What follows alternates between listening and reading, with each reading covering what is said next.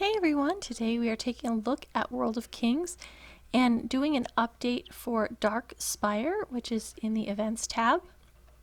In normal mode, there's only 8 floors, so you get rewards for the 8 floors, but in Adventure mode, the floors just keep going, so you get rewards for the top 12 floors that you do.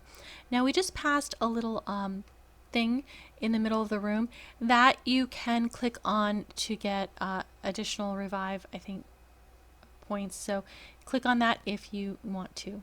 If you haven't been the lead for joining Dark Spire in a while, they changed it a bit so that now you can pick the floor number that you want to start at. However, if you're doing adventure, you really need to make sure that when you do skip floors, that you can handle doing 12 floors still, because you get rewards for the first 12 floors that you complete. So if you skip too many and you can only go up to floor 16 and you started at 13, it's not really going to get you all the rewards. The other thing is you don't want to do floors 1 to 12 and then later on in the week do floors like 13 to 20 and have collected all the rewards after doing 1 to 12, because then you'll get less of the rewards than you would if you do the higher levels. So if you're running this more than once, or you have the possibility of running this more than once, collect it towards the end of the week. That way you get the rewards for the highest levels possible. And I'll show you that kind of towards the end of the video. I just kind of more wanted to go over what to expect first and then show you the end. So if you're less familiar with Dark Spire, the floors go in a floor of mobs that you have to run through and kill the mobs and get to the end point where there's a little glowing ball thing. And then the other floors are bosses from the different overlords. Now, I was thinking, okay, well, how are people going to know these dungeons bosses? Because they've removed most of the dungeons, in Adventure at least. However, they are all bosses from Overlords. So if you're doing your Overlords regularly, if you've done them for your Zodiac, you've gone through all these Overlord dungeons, so you should know all the bosses. Now, if you noticed here, what we do, especially for lower level floors, is you run through all the way until you get to this orb thing at the end, and then you kill the boss in that room. Now, once everybody is together in this circle, it will port you to the next room. So you don't have to kill all the mobs, you just need to have everybody in that circle so that it will port you to the next room. With my group, because we are high enough gear score and we do enough damage, we usually run straight through until about floor, I don't know, 16 or 17 and just collect all the mobs and go straight to the end without worrying about it. If you are a lot lower, you can't do that. You have to kill a little bit more often, maybe do 2 rooms at a time as you get higher. The thing is with the with this particular dungeon is as you go up in floors, it increases the gear score that you're going to need. So think about it like Overlord. If you're doing Overlord 1 or 2, which is really cluster 1, it's going to be really easy compared to doing maybe Overlord 6, cluster 6 or 7. So what you want to do is, if you're in a low floor, it requires a lower gear score and you're going to do more damage. So then as you go up in floors, it's like going up in Overlord levels. So as at some point in this dungeon, it doesn't matter if it's at floor 6 or if it's at floor 24, at some point the floors are going to get too high for your gear score.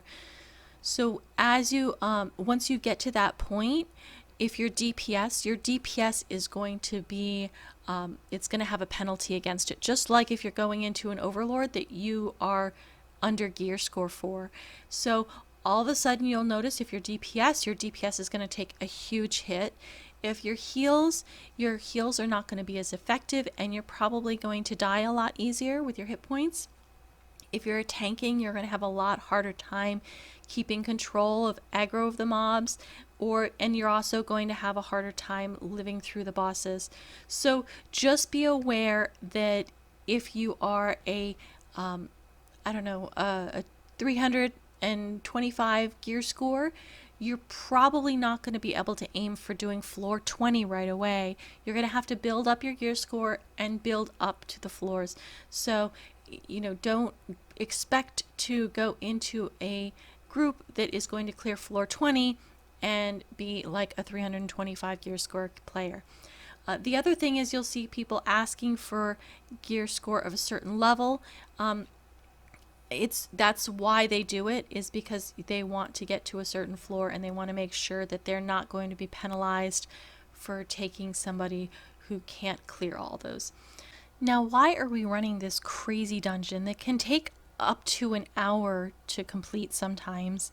And the reason is that if you go into your inventory and you look at your chaos crystals, there's two different types of gems that drop in this. One are these ion stones and the others are the chaos crystals.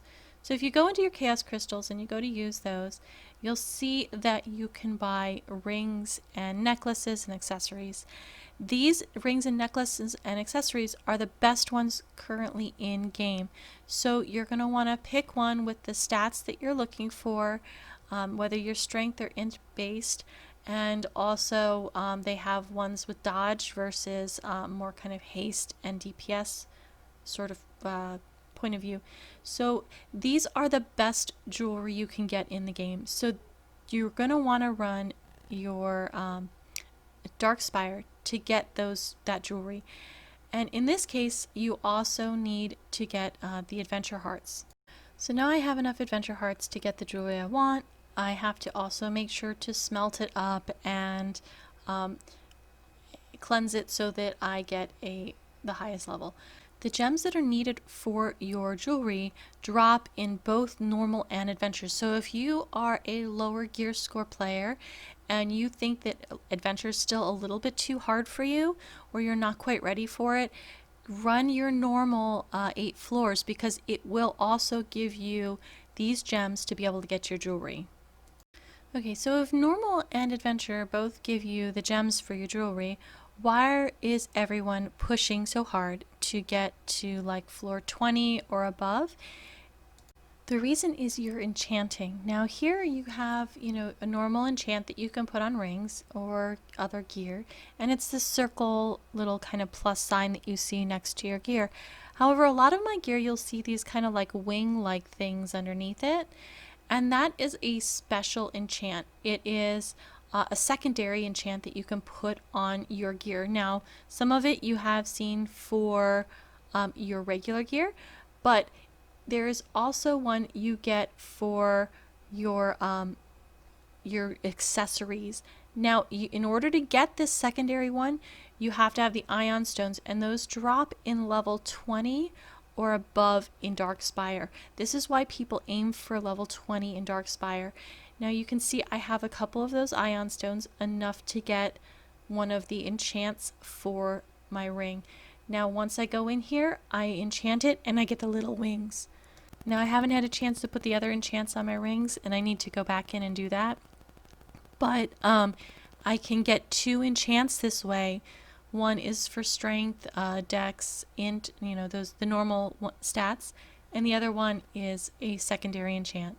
Now if you're running your overlords and you've done T2 gear and up, you can go in and get these other enchants for your regular gear. This has nothing to do with Dark Spire, but I wanted to point it out since we were talking about these secondary enchants.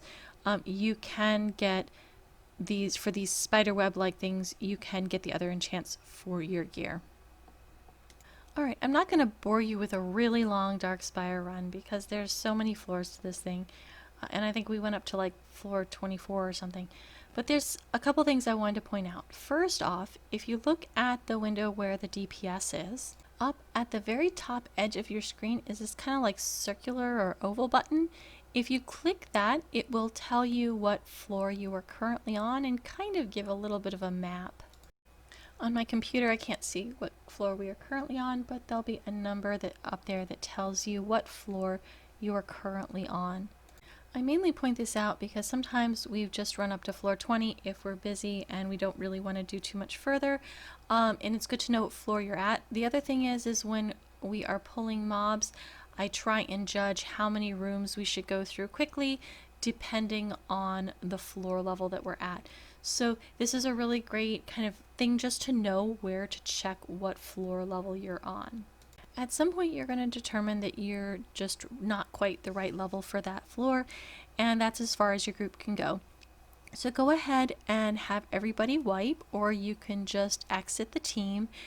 It doesn't matter either way. Once you exit, it will close out Dark Spire and you'll be able to go collect the rewards. To get the rewards, go back into your dungeon menu and go down to Dark Spire Adventure, and there is a chest here now in the middle. When you click on that, you'll get all of your stone rewards.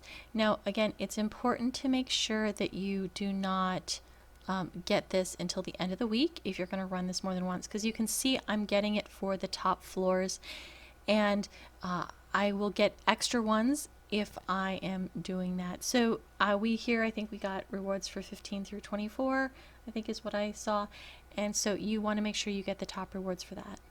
The other tab in that same menu will show you what rewards you can get. So it looks like for the first few bosses you get items, and those are you collect in the dungeon, and then the other ones you get the gems for, and it shows what floors you get the different ion gems for. So just to give you an idea of what kind of the goals are for what levels to reach. This covers everything that I'm aware of for Dark Spire, so hopefully you found this helpful, and thank you for watching.